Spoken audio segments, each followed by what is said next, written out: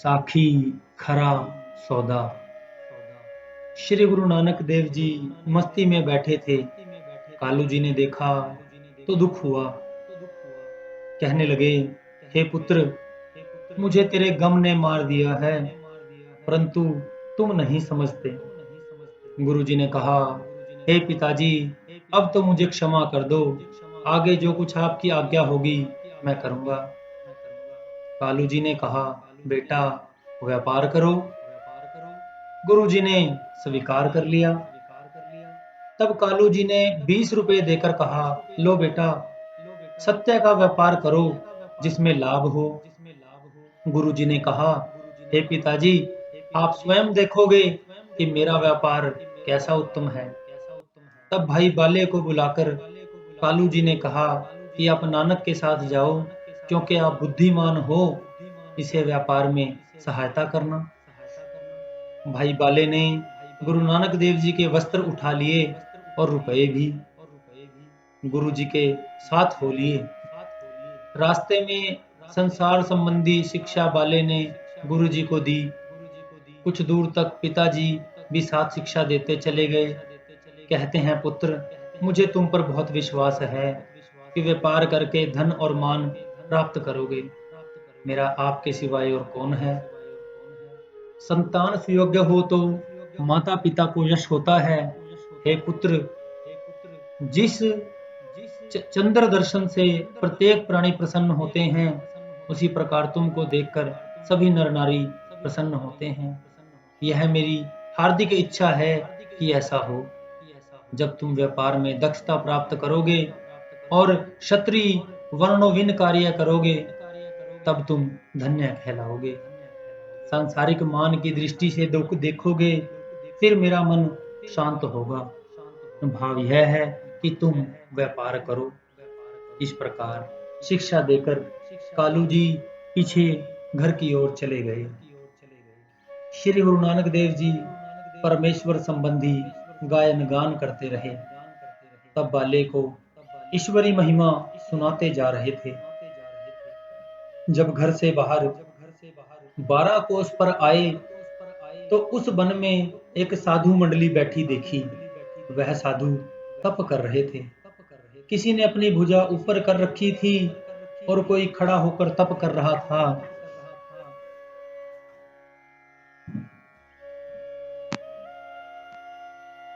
पद्मासन, सिद्धासन, मयूरासन, अनेक आसन लगाए महात्मा बैठे थे। कोई स्वाध्याय में लीन था, कोई प्रभु के कीर्तन में मगन। उनके मन में स्वर्ग आदि की कामना थी। संसार के दुखों को त्याग कर एकांत सेवन कर रहे थे।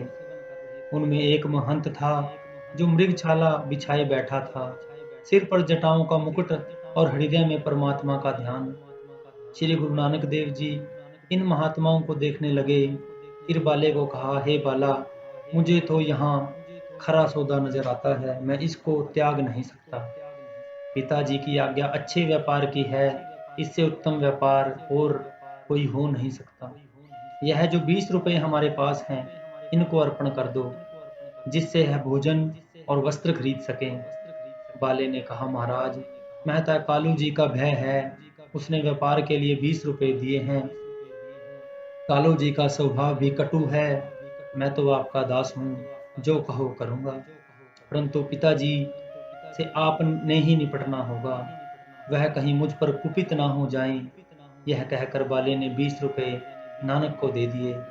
रुपए लेकर श्री नानक देव एक साधु के निकट जाकर बैठ गए और विनम्रता पूर्वक कहा, हे संतवर, क्या आप वस्त्र नहीं पहनना चाहते अथवा वस्त्र प्राप्त नहीं करना चाहते? शीत घाम दुख तो देते होंगे। साधु ने उत्तर दिया कि हम निर्वाण साधु हैं, हमें वस्त्र की अधिक आवश्यकता नहीं पड़ती। साधु ने फिर कहा कि आपको ऐसे प्रश्न करने से क्या लाभ है? तब नानक जी बोले, आप जिस काम के लिए आए वो काम करो। गुरु जी ने कहा, बालाजी, मुझे पिताजी ने अच्छा सौदा करने की आज्ञा दी है, मैं तो कोई खरा सौदा ही करूंगा। गुरु जी की यह वाणी सुनकर बाले ने कहा, हे नानक, कालू पिता और तुम पुत्र हो, जैसे इच्छा हो सोई करो, हमें क्या। फिर नानक देव जी ने संत जी से कहा कि यदि आप वस्त्र नहीं पहनते तो भोजन भी शायद करते ही होंगे। साधु बोले, अरे भोले नानक, हम उदासी अर्थात संसार से उदास होकर वनों में रहने वाले तथा जो कुछ परमात्मा देता है वही खान पान खाते हैं। गुरु नानक देव जी ने कहा, हे संत जी, आपका पवित्र नाम क्या है? साधु जी ने कहा, मेरा नाम संत रेणु है। यह सुनकर नानक देव प्रसन्न हुए और कहने लगे, हे बाला, मैं यह सौदा अवश्य करूंगा। मुझे तो यह सौदा बहुत ही अच्छा नजर आता है। जितना लाभ इसमें है उतना लाभ और कहीं नहीं। बाले ने कहा, आप जी के मन जो आए वही करो, मैं तो कुछ कहने सुनने वाला नहीं। गुरु जी ने बाले से 20 रुपए लेकर संत रेणु के आगे रख दिए। संत कहने लगे, हे बालक, रुपए हमें नहीं चाहिए, फिर ये रुपए तो तुम्हारे पिता ने व्यापार के लिए दिए हैं, तुम फकीरों को क्यों दे रहे हो? अभी तुम छोटी असमता के हो, तुम्हारा तो कोई अपना लालन पालन अभी माता पिता के कंधों पर है। गुरु जी ने परम मृदु वाणी में कहा, हे संतवर, मेरे पिताजी ने मुझे अच्छा व्यापार करने के लिए कहा है। इस व्यापार से अच्छा व्यापार मुझे नहीं मिलेगा, इसलिए मैं इसी कर्तव्य को करना श्रेष्ठ समझता हूँ। संत गुरु जी की ओर देखकर बोला, हे बालक, तुम पहले अपना पूर्ण परिचय दो। तब श्री गुरु जी ने कहा कि मेरा तलवंडी राय बुलार में निवास है। मेहता कालू बेदी जो पटवारी हैं, मैं उनका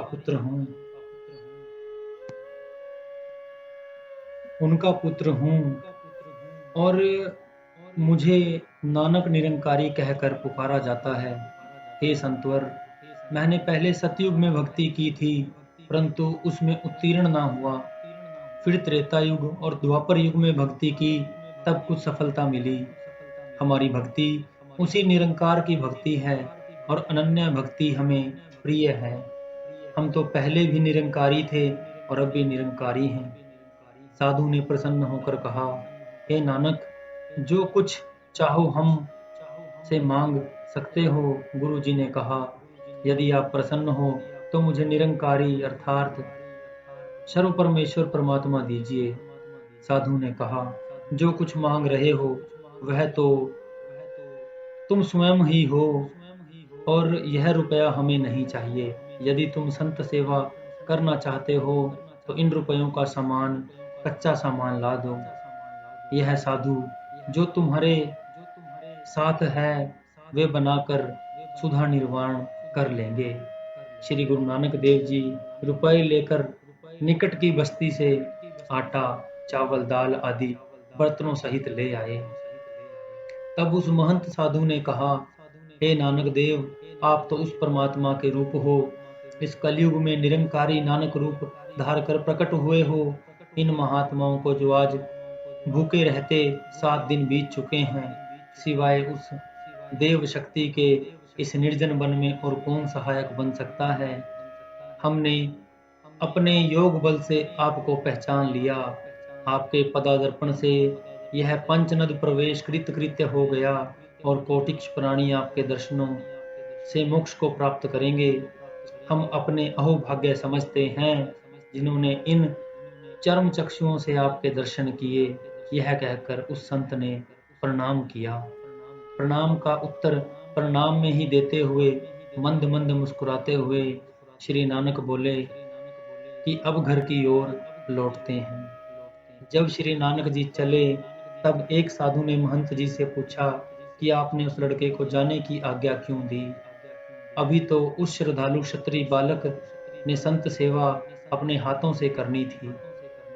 तब महंत ने कहा, भाई, जिसे आप साधारण क्षत्रिय बालक समझ रहे हो वह साक्षात ब्रह्मा है, जो निराकार और साकार होकर संसार को कल्याणकार कार्य करने के लिए प्रकट हुआ है। मनुष्य का कर्तव्य है कि परमात्मा की ओर से जो पालन पोषण हो उसको हर्ष से स्वीकार करे, अपितु उस सब के स्वामी से अपनी सेवा ना कराए।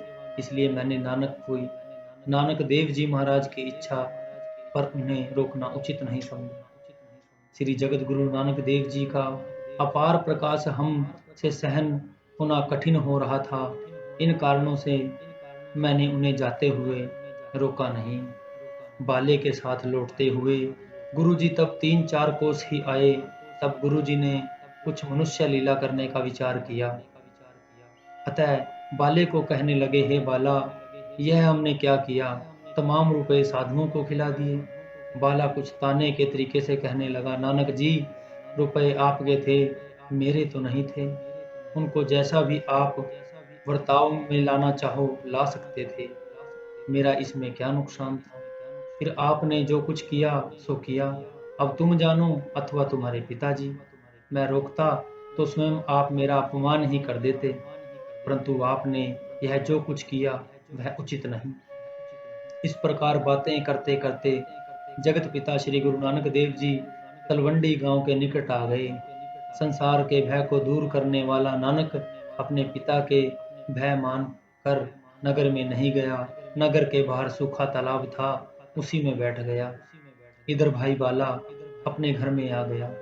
श्री कालू ने बाले का आना सुना तो नौकर भेजकर बाले को बुलाकर पूछा, हे बालाजी, आप तो आ गए, अपितु नानक कहाँ है, और जो तुम लोगों को रुपए दिए थे उनका क्या बनाया। उत्तर में बाले ने साधुओं को खाना खिलाने की पूरी गाथा सुना दी। कालू जी कुछ कुपित होकर कहने लगे, हे बाला, तुम तो बुद्धिमान समझकर इसलिए साथ भेजा था मैंने कि रुपए साधुओं को खिला आओ। अच्छा, अब यह बताओ कि नानक अब कहाँ है। कुछ सोचकर कालू जी और बाला दोनों नानक को ढूंढने के लिए चल पड़े। माता तृप्ता ने जब सुना कि मेरा मस्त बालक नहीं आया तो शोकातुर हो गई। तब माता ने अपनी पुत्री नानकी के साथ कुछ नौकर देकर कहा कि पुत्री जाओ, तुम्हारे पिताजी को कुछ क्रोध है, वह कहीं नानक को डांट ना दें। जाकर अपने भाई को देखभाल कर घर ले आओ। बाले के साथ कालू पटवारी वहां आए, जहां परमात्मा के ध्यान में पवित्र आत्मा श्री नानक जी बैठे थे। देखते ही कालू जी को क्रोधाग्नि भड़क उठी। पुत्र को पकड़ लिया और कुपित होकर बोले, नानक, बताओ, मेरे गाढ़े पसीने की कमाई के जो 20 रुपए थे वे कहाँ हैं। इतना कहकर पिताजी ने श्री गुरु नानक देव जी के मुख पर 2 चपत लगा दी। इतने में देवी नानकी पहुंच गई। कहने लगी, पिताजी, आप मेरे भाई को क्षमा कर दो। देखो तो भाई जी के सुंदर मुख पर 2 चपत के निशान लग गए हैं। क्षमा कर दो, क्षमा कर दो। किसी ने राय बुलार को घटना सुनाई और कहा कि बीबी नानकी ने हाथ जोड़कर पिता का क्रोध शांत किया, नहीं तो कालू जी ने नानक को अभी और दंड देना था। यह सुनकर राय बुलार ने अपने सिपाही भेजकर नानक देव और कालू जी को अपने पास बुलाया। कालू ने राय बुलार के समक्ष आकर दुखी होकर कहा, हजूर, इस नालायक लड़के ने मेरा नाक में दम कर रखा है। उस समय राय बुलार के ऊपर कालू जी के दुख का कोई प्रभाव ना हुआ, उल्टा कालू जी पर कुपित हुए और नानक देव को अपनी गोद में लेकर दुलार करने लगे। और कालू को कहने लगा, देख कालू, मैंने तुमको पहली दफा पहले भी समझाया था और अब फिर समझा रहा हूँ कि तुम इस मस्त बालक को कभी भी बुरा भला ना कहो, अपितु तुमने आज इस बेचारे को बहुत मारा, जिससे सभी लोग तुम्हारी निंदा कर रहे हैं। हे कालू, तुम ना तो मेरा डर है और ना ही उस परमात्मा का डर है, फिर तुम्हें इकलौते बेटे पर दया क्यों नहीं आती। मन से मोह है, तुम तो इंसानी सूरत में राक्षस हो। तुम श्री नानक जैसे सुपुत्र के पिता होने के अधिकारी नहीं हो। मेरा मन चाहता है कि मैं नानक को अपने घर में रखूं और दिल से सत्कार करूं, परंतु विवश हूं। तुम इसे दुखी करते हो, यह अत्यंत अनुचित है। इसका पाप मुझे लगता है, यह साधारण बालक नहीं। इतना कहते हुए राय बुलार ने नेत्रों में जल भर लिया और कालू पर अति क्रोध किया। राय बुलार क्रोध में कांपने लगा और कहने लगा, सुन पटवारी, मैंने आज तक तेरा मान किया, परंतु नानक के मुख पर तेरे हाथ से लगे हुए निशान देखकर मैं कह सकता हूँ कि तुम इंसान नहीं हो। पिता की शक्ल में कसाई हो। तब डरते हुए कालू ने कहा, हजूर मैं क्या करूं, बहुत तेरा समझाया है, मगर इसने तो मेरा नाक में दम कर रखा है। मैंने इसे 20 रुपए व्यापार के लिए दिए और उसके साथ बाले को भेजा। बाले ने आकर कहा कि नानक ने 20 रुपए साधुओं को दे दिए। जब से नानक चलने फिरने योग्य हो गया है, तब से इसने घर का बहुत नुकसान किया है। अब 20 रुपए और बर्बाद कर दिए।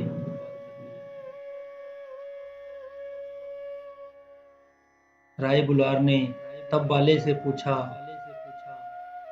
कि बाला, तुम नानक के साथ गए थे, सो सत्य सत्य सुनाओ। बाले ने जो कुछ हुआ था सुना दिया। सुनकर बुलार ने कहा, पटवारी, जो तुम्हारी किस्मत बुरी है, तुम इस बालक को पहचान नहीं सके और इसका उचित आदर नहीं करते। जैसे पारस को त्याग कर कोई मूर्ख कौड़ियों की परवाह करता है, तुम्हारी हालत उस जैसी है। विवश हूँ क्योंकि मैं शरीर में एक मुसलमान हूँ और नानक देव का जन्म एक हिंदू घराने में हुआ है, इसलिए मैं क्रियात्मक तौर से कुछ नहीं कर सकता, मैं असमर्थ हूँ और तुम माया के भूखे हो। अच्छा, जो कुछ नानक तुम्हारा नुकसान करे वह मुझसे ले लिया करो। यह कहकर बुलार ने अपने निजी नौकर हमेदा खां से कहा, जाओ मेरे घर से 20 रुपए लाकर पटवारी को दे दो। नौकर ने बुलार की बेगम, जिसकी जाति खोखरी थी, उससे 20 रुपए मांगे। नौकर ने 20 रुपए लाकर कालू जी को दिए, परंतु कालू जी ने वह 20 रुपए लेते ना लेते हुए कहा, हजूर, रुपए आगे भी तो आप ही के दिए हुए हैं। जब मैं आपका ही नौकर हूँ तो रुपए भी आप ही के हुए ना। मैं और नानक और हमारा परिवार आप ही का है। मैं इस प्रकार आपसे रुपया नहीं लेना चाहता। बुलार ने फिर कहा कि यदि मैं मुसलमान ना होता तो इस अद्वितीय बालक की पालना स्वयं करता, परंतु मजबूर हूँ। अब मैं वायदा करता हूँ कि नानक देव जब तक अबोध बच्चा है, तब तक इसका खर्च, पालन पोषण, सेवा भाव से मैं करूँगा। इसका तमाम खर्च मेरे घर से दिया जाएगा। दौलत के मोह में निरंकारी नानक को नालायक कहकर गुनाह के भागी ना बनो और जो नुकसान नानक ने किया है वह तमाम मैं इसी समय देने को तैयार हूँ। कालू जी ने धन लेना अस्वीकार कर दिया। फिर बुलार ने कहा, पटवारी साहब, यह बालक जो खुदा ताला का रूप है, इसने संसारी जीवों के बंधन तोड़ने के लिए तुम्हारे घर में जन्म लिया है। यह बालक तो दिव्य संत रूप है, परंतु तुम इसे दंड देते हो, मैं हैरान हूँ। राय कहीं कुपित ना हो, इसलिए कालू जी ने 20 रुपए ले लिए और आज्ञा लेकर अपने घर को चला आया। श्री नानक देव को कालू ने चपत लगाई है, यह सुनकर नगर निवासी कालू की निंदा करने लगे। कालू के इस कुकर्म पर सारा नगर दुखी हुआ और लोग कहते, देखो, इस व्याध ने तो अपने संत पुत्र की बुरी तरह पिटाई की और अब बुलार से रुपए भी प्राप्त किए। बाबा, यह कालू अत्यंत कठोर मन वाला क्षत्रिय है। दूसरे दिन कालू मेहता राय बुलार के दरबार में उपस्थित होकर और क्षमा याचना मांगकर जो 20 रुपए लिए थे लौटा देने का अनुरोध करने लगा। बुलार ने कहा, कालू, यह रुपए जो तुम लौटा रहे हो तुमको नहीं दिए, यह तो नानक देव के देन थे जो मैंने नानक को अर्पण कर दिए। कालू ने कहा, हजूर, नानक के पास रुपया कहाँ से आए जो आपने दिया और अब लौटा रहे हो। मुस्कुराकर बुलार ने कहा, भाई, दुनिया के अंदर जितनी दौलत है उसका स्वामी नानक है और जो कुछ मेरे पास हाथी घोड़े सोने जवाहरात हैं सब उस मालिक का है, तेरे सुपुत्र नानक का है। मैं क्या क्या संसार ही इस बालक का दिया हुआ ग्रहण कर रहा हूँ। राय बुलार के ये शब्द सुनकर सभी लोग हैरान हो गए और उसकी भक्ति श्रद्धा के साथ श्री कालू द्वारे निरंकारी नानक के पवित्र चरण कमलों में अनन्य रूप से करने लगे। जी।